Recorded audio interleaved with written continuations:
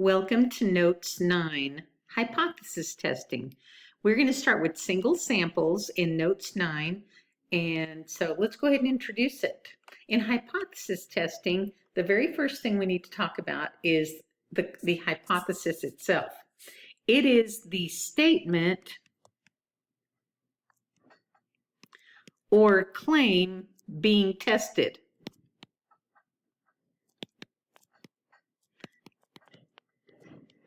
It is the statement or claim being tested.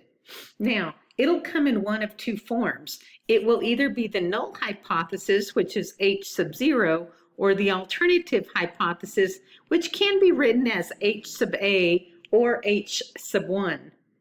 Now, the null hypothesis always has equality implied. So that means it can be an equal sign, a less than or equal to, or a greater than or equal to sign. The H sub 1, or the alternative hypothesis, never has equality.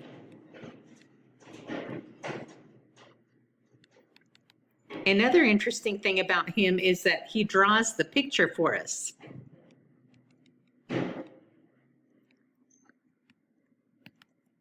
Now, that means that he either has to, now because he never has the equal sign in it, he can be a not equal, a greater than, or, oh, I just did that wrong. Okay, not equal. There we go. A greater than or a less than. And we're going to pair those up. In class, I'll give you some examples that go along with these. But for now, just know that if we have a mu equals 100, the alternative will be that mu is not equal to 100. I'm trying to show you the pairs of symbols that go together. And this is going to be true from now until the end of the semester. It does not change. These three combinations are the only ones that we're ever going to get. So our second one will be that if we have a mu that's greater than or equal to 100, our alternative would be that mu is less than 100. And finally, if we have a mu that's less than or equal to 100, our alternative will be that mu is greater than 100. Now, this is the part that is important for you to understand. Those three pair symbol combinations go together, and they're the only three combinations that we're going to have for the rest of the semester. In class, I actually go through and give you examples. We are going to be given the null or the alternative, one or the other, and we will build its partner based on what they give us. But it is okay for us sometimes to be given the alternative and sometimes to be given the null. I'm going to let you read on your own the different symbols the different wordings that can be used for these symbols. And there are more, but I like to go ahead and provide you with some to kind of start with. Let's go on to the next page. On this next page, we're actually going to practice writing some of our hypotheses. All right, let's start with our first example. Now, they will give us one or the other, the null or the alternative, and we'll build the corresponding one. So for this first one, it says, test to see if the sample, and we're going to start with mean because that's the parameter that we're going to be testing first. So test to see if the sample mean is greater than the population mean of 32. All right, so the mean is greater than 32.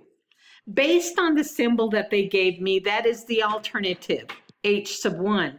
The corresponding null hypothesis would be that mu is, less than or equal to 32. An interesting thing, and again, we'll go over it a little bit more in class, is that since the alternative is drawing our picture for us and it says greater, it is an upper tail test. All right, let's look at our second example. I believe the mean is at most 17. The mean is at most 17. At most means less than or equal to 17. Because that claim contains equality, that is our null hypothesis. That means that the alternative will be his complement greater than 17.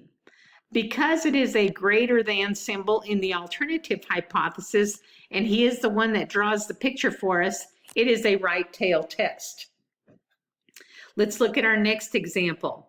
Did a procedure improve completion time on a sample where the population mean completion was 12.3? So I know I'm talking about the mean completion time of 12.3, but to improve completion time, be very careful with time. I'm going to put a star by that. When you improve your time in a race, you actually make it less, don't you? Instead of, like if I were to improve my test score, it would become greater.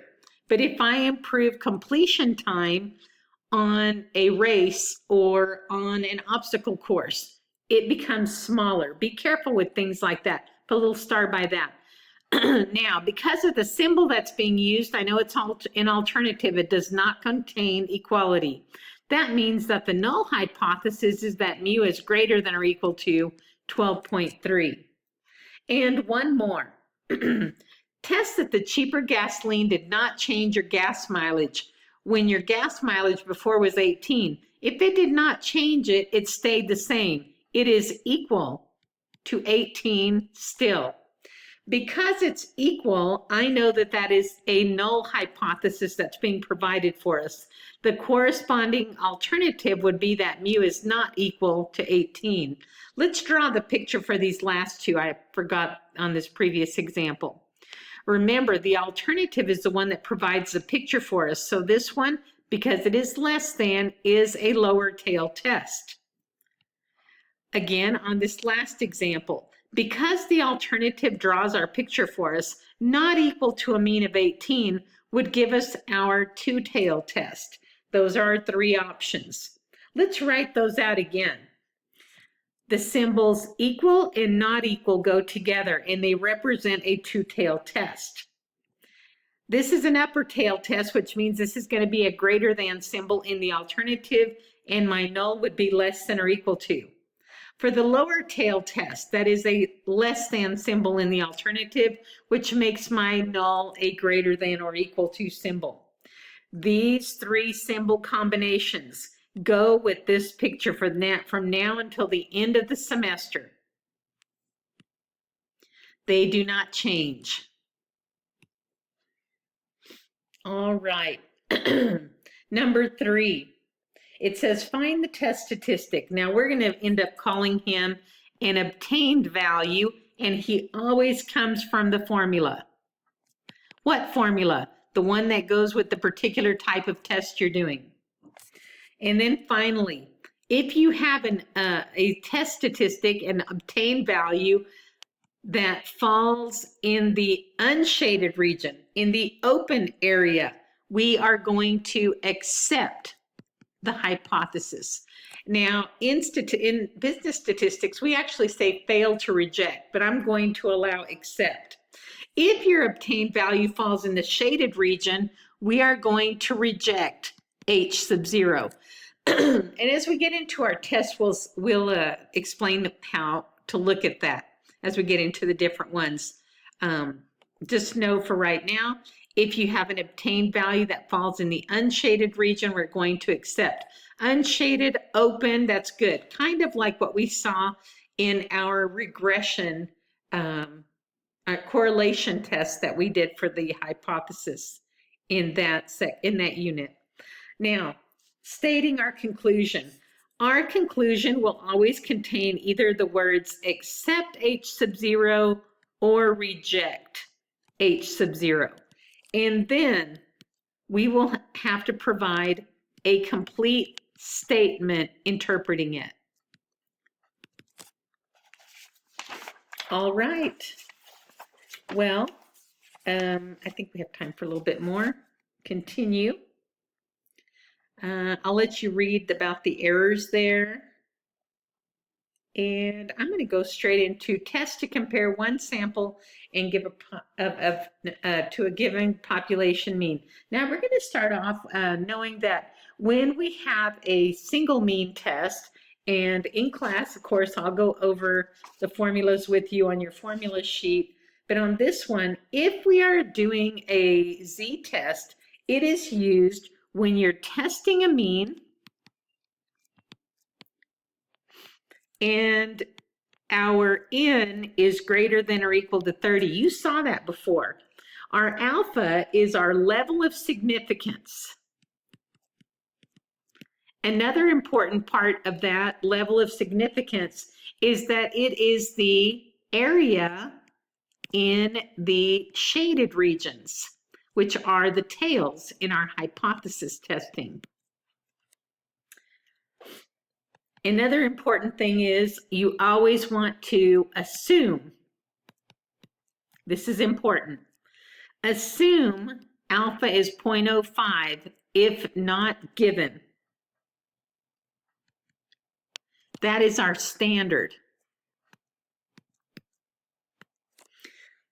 If they do not give us an alpha, we assume it is 0.05, our standard. Now I want to practice finding some z-scores again, even though you're really good at it. And then we'll come back in the next video and start looking at some hypothesis tests. Okay, let's find our z-value. If n is 47, that just means we're looking for a z, and alpha is 0.05. If alpha is 0.05, our level of significance is the area in the shaded region, which means that the area from 0 to the z-score that I'm looking for is 0.45. That's one of our ties. We're not going to like beat the horse to death again, but that just means that we're going to get a critical value or a table value of negative 1.645. All right, and we'll go through that a little more thoroughly in class. Here's another one. If n is 33, and again, that just means I'm going to be looking for 2 z-scores. If alpha is 0.1 and I've got a two-tail test, with a z-test, you would divide that in half, and 0.05 will go in each tail. That means in order to find that z-score, I still have to know the area from 0 to the point. Oops, that is 0.45. And again, our tie. This time we have 2 critical values, plus and minus 1.645. And I think that's it on that one. They just gave us a couple to try. I'll see you in the next video where we introduce our first formula and our first hypothesis test.